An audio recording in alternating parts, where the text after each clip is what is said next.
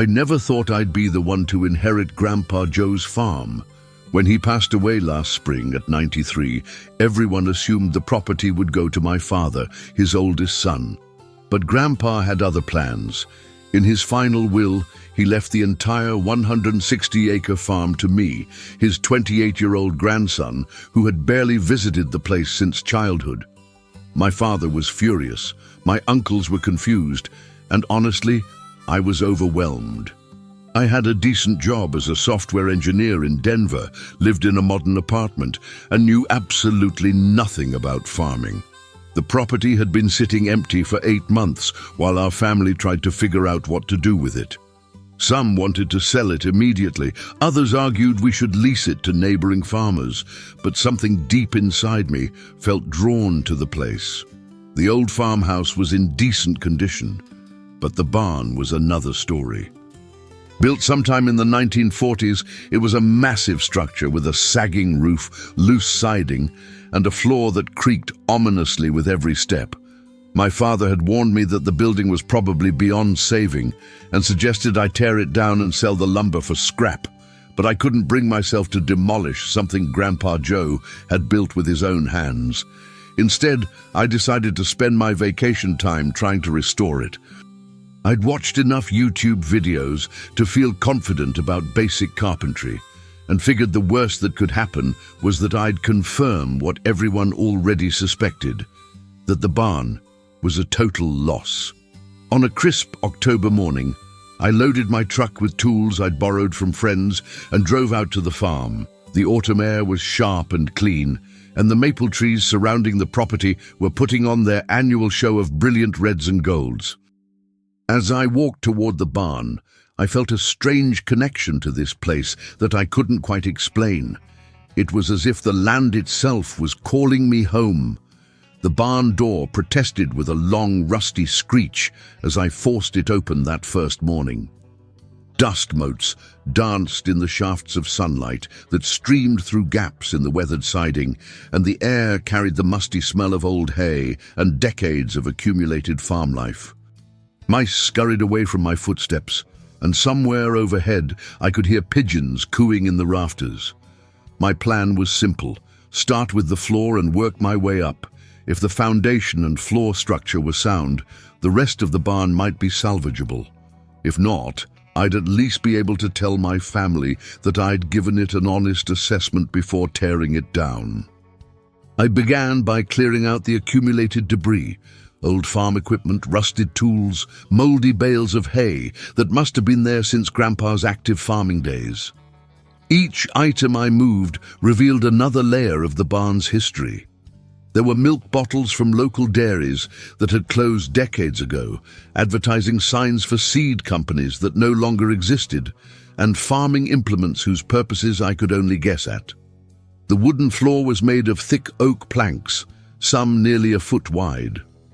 Most were solid, but several had warped over the years, creating gaps and uneven surfaces. A few boards near the center of the barn were particularly loose, lifting slightly when I stepped on them. These would need to be the first ones I addressed. I spent the morning cataloging what needed to be done and taking measurements. By lunchtime, I had a rough plan: replace the damaged floorboards first, then move on to the roof repairs, and finally tackle the siding. It seemed like a manageable project for someone with more enthusiasm than experience. As I ate my sandwich, sitting on an overturned crate, I looked around the barn and tried to imagine it in its heyday.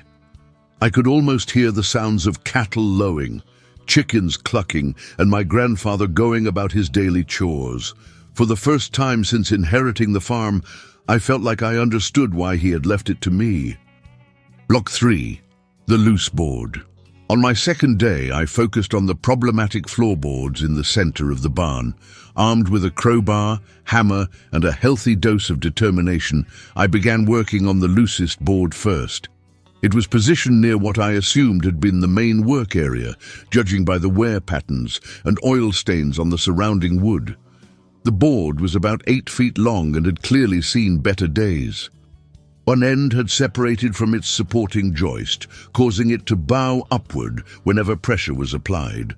I figured it would be a simple matter of prying it up, checking the joist underneath for damage, and either repairing or replacing both pieces.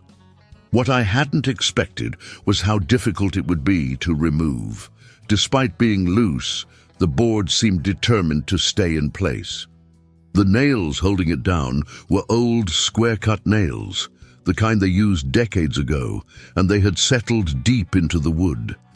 Every attempt to pry up the board resulted in splintering and cursing on my part. After an hour of careful work with increasingly inventive leverage techniques, I finally felt the board give way, but instead of popping up cleanly, it revealed something I hadn't anticipated. Below the floorboard was a gap. Not just the normal space you'd expect above a joist, but an actual cavity that seemed to have been deliberately created. I knelt down and peered into the opening, using my phone's flashlight to illuminate the space below. What I saw made my heart skip a beat. There, wrapped in what appeared to be oiled canvas and tied with string, was a package about the size of a manila envelope. It had obviously been placed there intentionally, hidden beneath the barn floor for who knows how long. My hands trembled slightly as I reached down to retrieve the package. The canvas was yellowed with age but still intact, and whatever was inside felt stiff and flat, like documents or papers. As I lifted it out of its hiding place, I couldn't help but wonder what my grandfather had thought important enough to hide beneath the barn floor. Block 4. The Hidden Package. I carried the mysterious package outside into the bright October sunlight, partly because I wanted better light to examine it, but mostly because something about opening it in the dimly lit barn felt wrong. Whatever was inside had been hidden for a reason, and I wanted to approach this discovery with the respect it deserved. The oiled canvas was wrapped around the contents multiple times, and secured with what appeared to be fishing line that had been knotted carefully at several points. The whole package showed signs of age, but had been protected from moisture and pests by both its wrapping and its hiding place. Whoever had concealed this had known what they were doing. I untied the knot slowly, trying not to damage the wrapping in case it held clues about when or why the package had been hidden. The fishing line was old, but still strong, and it took several minutes of careful work to free all the constraints. My heart was beating faster than it should have been for such a simple task, but I couldn't shake the feeling that I was about to discover something significant. As I unfolded the final layer of canvas, I found myself looking at a collection of documents that had been preserved remarkably well. On top was what appeared to be an official document with ornate letterhead and formal legal language. Even from a distance, I could see the words "Last Will and Testament" printed across the top in elaborate script. Below the will were several other papers, what looked like property deeds, correspondence, and financial documents. All of them appeared to be signed by my grandfather, but the dates I could make out seemed wrong. According to the will I was looking at, it had been executed 15 years ago, long before the will that had left me the farm. I sat down heavily on an old wooden crate, staring at the documents in my hands. If this was indeed a legitimate will, and if it predated the one we had used for Grandpa's estate, then everything about my inheritance might be about to change. But more than that, I was holding proof that my grandfather had deliberately hidden these documents, which raised questions about why he felt the need to keep them secret. Block 5. Reading the Unexpected. With trembling hands, I began to read through the will I had discovered.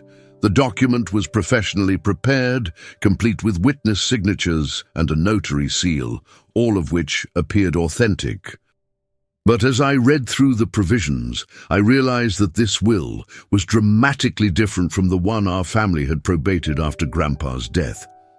According to this hidden document, the farm wasn't supposed to go to me at all. Instead, it was to be divided equally among my father and his 2 brothers, with specific provisions for maintaining it as a working agricultural operation. There were detailed instructions about crop rotation, conservation practices, and requirements that any future sale would need unanimous family consent. But what really caught my attention was a section near the end that mentioned a trust fund. According to the will, Grandpa had established a substantial trust to support the farm's operations and provide income for family members who chose to work the land.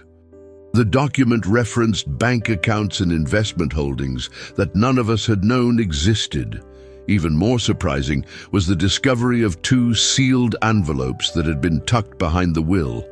One was addressed to my father, and the other simply said, "To be opened only if this will is found after my death." The weight of these envelopes suggested they contained more than just letters, possibly additional legal documents or financial information. I found myself in an impossible situation. The will I was holding appeared to supersede the one we had used to settle Grandpa's estate, which meant my inheritance might not be legitimate. But it also raised questions about why Grandpa had hidden this will in the first place, and why he had later created a new one that contradicted it so completely. The responsible thing would be to contact the family lawyer immediately and turn over everything I had found, but the sealed envelopes presented a dilemma. Should I open the one addressed to my father, or wait until I could give it to him directly? And what about the envelope, with the cryptic instructions about opening it only after Grandpa's death? Block 6. The sealed letters. I decided to open the envelope marked, "To be opened only if this will is found after my death," reasoning that I had clearly met the specified conditions. My hands shook slightly as I carefully broke the wax seal that had kept the envelope closed for what appeared to be many years. Inside was a letter written in my grandfather's familiar handwriting, along with what looked like a small brass key attached to a piece of string. The letter was dated the same day as the hidden will, 15 years ago, and was addressed to "Whoever finds this." "If you're reading this," the letter began, "then something has happened to prevent me from retrieving these documents myself, and you've probably got a lot of questions. I hope it was one of my family members who found this, because what I'm about to tell you needs to stay in the family." The letter went on to explain that Grandpa had hidden the will after a bitter family dispute about the future of the farm. Apparently, my father and uncles had been pressuring him to sell the property to developers who wanted to build a shopping center. When Grandpa refused, the arguments became so heated that he decided to protect the farm by making the will secret and creating a false one that would confuse any immediate attempts to sell. "I always planned to reveal the truth before I died," the letter continued, "but as I got older, I realized that maybe the farm needed someone who would love it the way I do, not someone who sees it as just another asset to be liquidated. That's why I chose to leave it to you, David. You might not know it yet, but you have the heart of a farmer." The key, he explained, opened a safety deposit box at the First National Bank downtown, where he had stored additional documents and financial information related to the trust fund mentioned in the hidden will. The box number was written on a small piece of paper tied to the key with the string. But the most shocking revelation came in the final paragraph. The trust fund contains enough money to restore the farm, pay off any family debts, and provide a good living for whoever chooses to work the land. But it can only be accessed if the farm remains in family hands and continues to operate as a working farm. If anyone tries to sell it or convert it to other uses, the money goes to agricultural charities instead. At Block 7, Family Secrets Revealed. I opened the envelope addressed to my father with a mixture of curiosity and dread. If the first letter had contained bombshell revelations, I could only imagine what personal message Grandpa had written specifically for his oldest son. The letter to my father was longer and more emotional than the first one. It began with an apology for the deception, but quickly moved into details about the family conflict that had prompted Grandpa to hide the original will. According to his account, the pressure to sell the farm had become so intense that my father had actually brought real estate agents to the property without permission and had started negotiating with developers. "Tom," the letter read, "I know you think I'm just a stubborn old man clinging to the past, but this farm is more than just property to me. It's 4 generations of our family's blood, sweat, and dreams. Your great-grandfather bought this land with money he earned working in the steel mills, and every generation since has made it a little better, a little more productive." But then the letter took an unexpected turn. Grandpa wrote about discovering that my father had been struggling financially, having made some poor investments that had cost him most of his retirement savings. The pressure to sell the farm wasn't just about development opportunities. My father desperately needed his share of the inheritance to avoid bankruptcy. "I should have helped you openly," Grandpa's letter continued, "but I was hurt that you hadn't told me about your financial troubles. Instead of talking to me, you were planning to force a sale that would have destroyed everything our family built. That's when I decided to protect the farm the only way I knew how." The letter went on to explain that the trust fund had always been intended to help family members in need, but that Grandpa had wanted to ensure the farm's survival before revealing its existence. He had hoped that by the time the truth came out, my father would understand the importance of keeping the land in the family. The final section of the letter contained specific instructions about accessing the trust and outlined a plan for dividing the responsibilities and benefits of farm ownership among all the family members. It was clear that Grandpa had spent years thinking through every detail of this arrangement, trying to find a way to help his family while preserving his life's work. Block 8, the safety deposit box. The next morning, I drove to First National Bank with the brass key and the documents I had discovered. I had spent most of the night reading and rereading everything, trying to process the implications of what I had found. By the time the bank opened, I had made a decision about how to handle the situation, but I knew it would be complicated. The bank manager, Mrs. Patterson, remembered my grandfather and was sympathetic when I explained that I had found some documents related to his estate.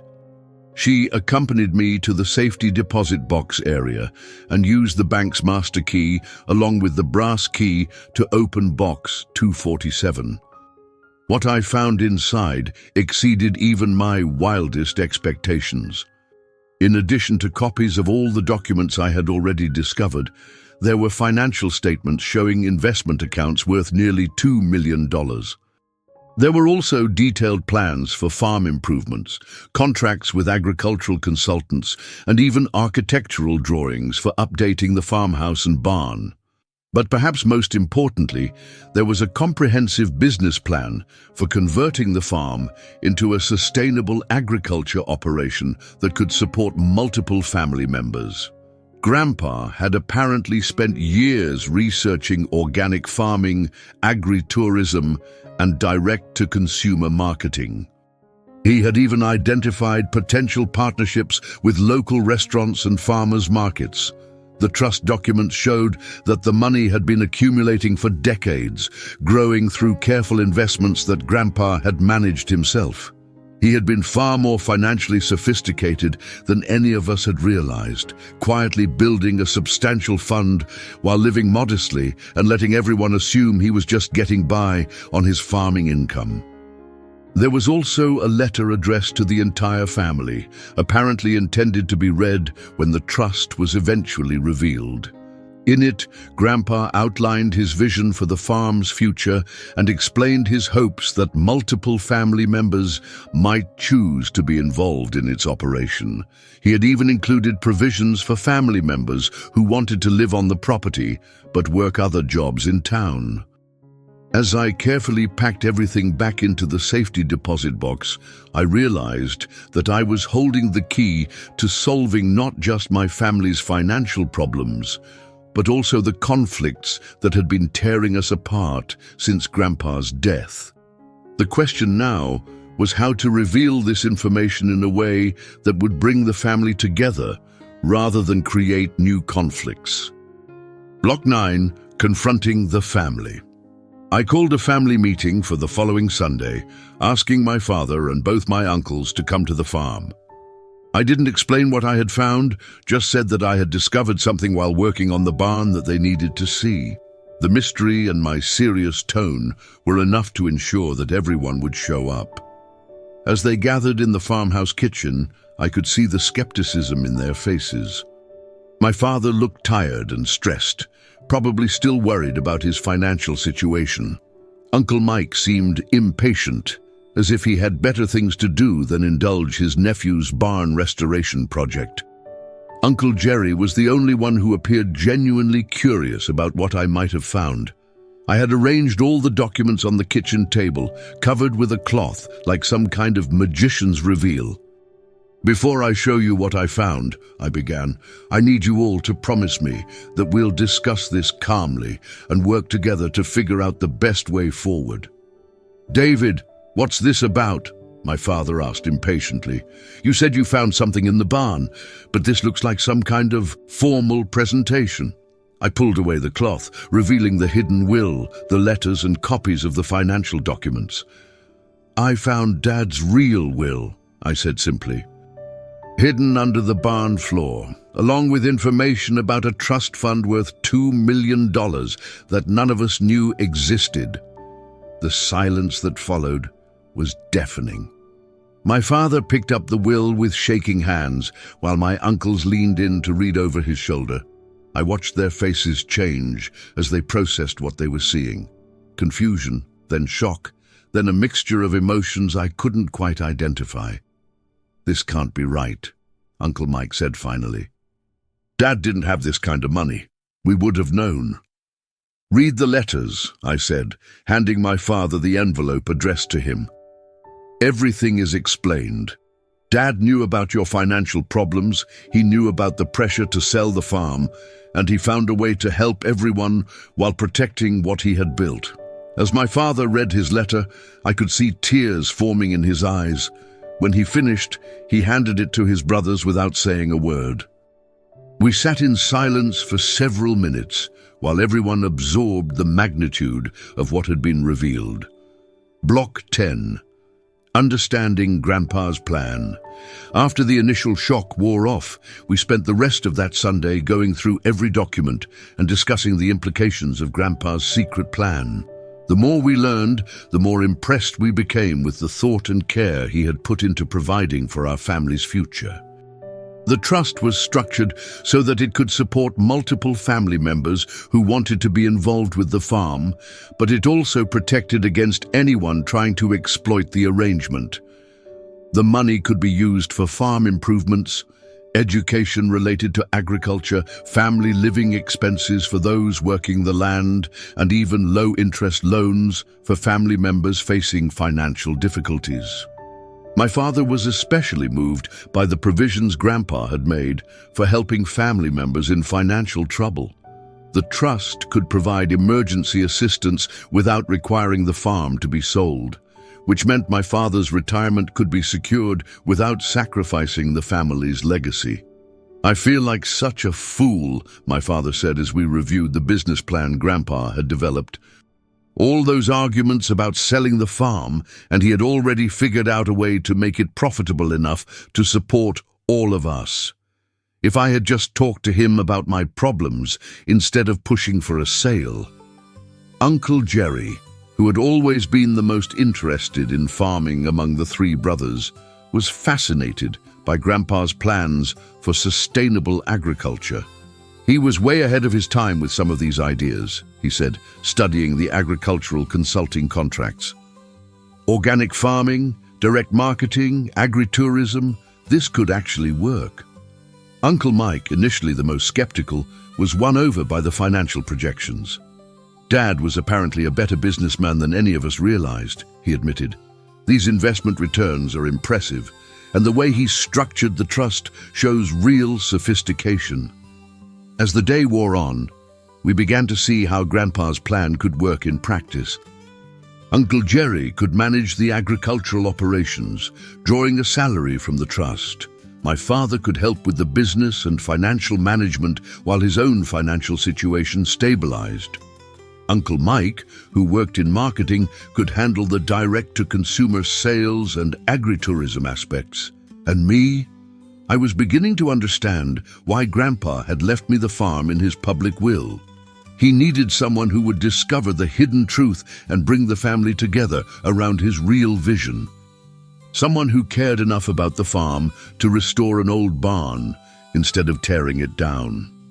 Block 11, legal complications. Our family reunion was interrupted the next day by a call from Mr. Harrison, the lawyer who had handled Grandpa's estate.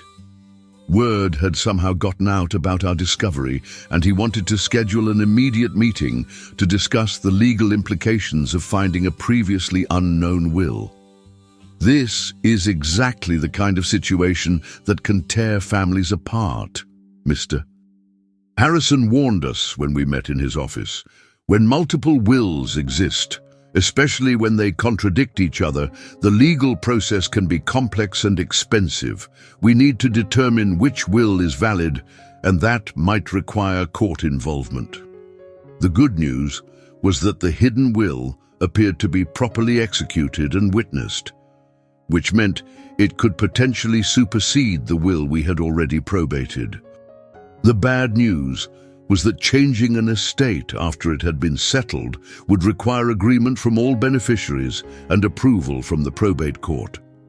The question, Mr. Harrison continued, is whether your family wants to pursue this. David would have to voluntarily give up his inheritance under the second will, and everyone would have to agree to redistribute the estate according to the first will. It's not impossible, but it requires unanimous family consent. Indeed, we spent hours discussing the legal options and their implications. The hidden will would actually benefit my father and uncles more than the will that had left everything to me. But implementing it would be complicated and potentially expensive. There was also the question of the trust fund, which existed regardless of which will we chose to follow. Mr. Harrison suggested that we might be able to reach a private family agreement that accomplished Grandpa's goals without going through the formal process of invalidating the second will. If David is willing to share ownership of the farm with his father and uncles, and if everyone agrees to operate it according to the terms outlined in the trust documents, you might be able to achieve the same result without court involvement. The more we discussed it, the more this approach made sense. We could restructure the farm ownership to reflect Grandpa's original intentions, while avoiding the legal complications of invalidating a will that had already been probated. It would require trust and cooperation among family members, but that seemed to be exactly what Grandpa had hoped for all along. Block 12, implementing the plan. Over the following weeks, we worked with Mr. Harrison to create a family partnership that would operate the farm according to Grandpa's hidden plan. I retained official ownership of the property, but my father and uncles became equal partners in the farming operation, with ownership shares that reflected their level of involvement. The trust fund became the financial foundation for everything we wanted to accomplish. We used part of the money to pay off my father's debts, ensuring that his financial crisis wouldn't force any hasty decisions about the farm's future. The remaining funds were designated for farm improvements, equipment purchases, and operating expenses. Uncle Jerry took a leave of absence from his job in town to focus on implementing Grandpa's agricultural plans. We hired the consultants Grandpa had identified and began the process of transitioning to organic farming methods. The business plan called for a gradual conversion over 3 years, allowing us to maintain income while building the infrastructure for more sustainable operations. Uncle Mike used his marketing background to develop the direct sales and agritourism components of the plan. We started by selling eggs and vegetables at local farmers markets, But the long-term goal included farm tours, educational programs, and maybe even a farm-to-table restaurant. My father became the project manager for the farm's renovation and expansion.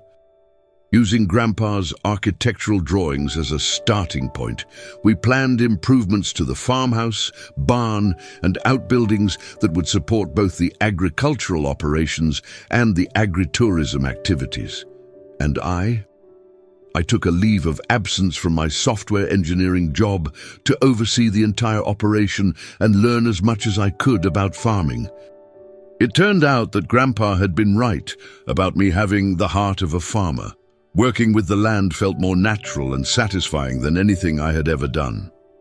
The barn restoration became a family project. Working together to repair and improve the building that had hidden Grandpa's secret seemed like the perfect way to begin our new partnership. Every nail we drove and every board we replaced felt like a connection to the generations of our family who had worked this land before us. Block 13, the farm's new beginning. 1 year later, I stood in the same spot where I had discovered the hidden will, but the barn around me had been completely transformed. The floor was solid and level, the roof was weather-tight, and the siding had been repaired and painted. More importantly, the building was once again serving its intended purpose as the heart of a working farm. The loose floorboard that had started everything was now securely fastened, but we had installed a small plaque nearby that read, "In memory of Joseph Rossi, who knew that some secrets are worth keeping." It seemed like an appropriate tribute to a man who had found such a creative way to protect his family's future. The farm itself had exceeded our expectations in almost every way. The organic certification process was ahead of schedule. Our direct sales were growing faster than projected, and we had already received inquiries about hosting educational tours and special events. Uncle Jerry had proven to be a natural farmer, Uncle Mike had discovered talents he never knew he had, and my father had found a new sense of purpose in managing the business aspects of the operation. Most importantly, our family had been healed.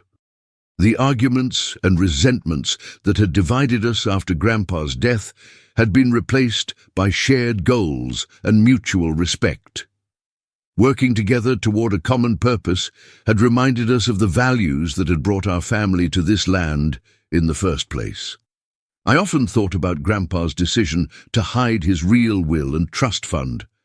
At first, it had seemed like an unnecessarily complicated way to handle family conflicts. But as time passed, I began to understand the wisdom of his approach. By forcing us to discover his true intentions rather than simply telling us about them, he had ensured that we would be emotionally invested in his vision before we learned about the financial resources to implement it. The farm that had once seemed like a burden had become a source of pride and purpose for our entire family. We were growing food, caring for the land, and building something meaningful together. And it all started with a loose floorboard and the curiosity to see what lay beneath it. Sometimes the most important discoveries happen when we least expect them. Sometimes the answers we need are hidden in plain sight, waiting for the right moment and the right person to uncover them. And sometimes, if we're very lucky, those discoveries lead us exactly where we're supposed to be. And I thank you for following this incredible journey of discovery and family healing. If this story inspired you to think about your own family history and the secrets that might be waiting to be uncovered, please subscribe to our channel for more amazing true stories of hidden treasures, family mysteries, and the unexpected ways that the past can shape our future. Your support helps us continue sharing these powerful stories of hope, discovery, and the unbreakable bonds of family.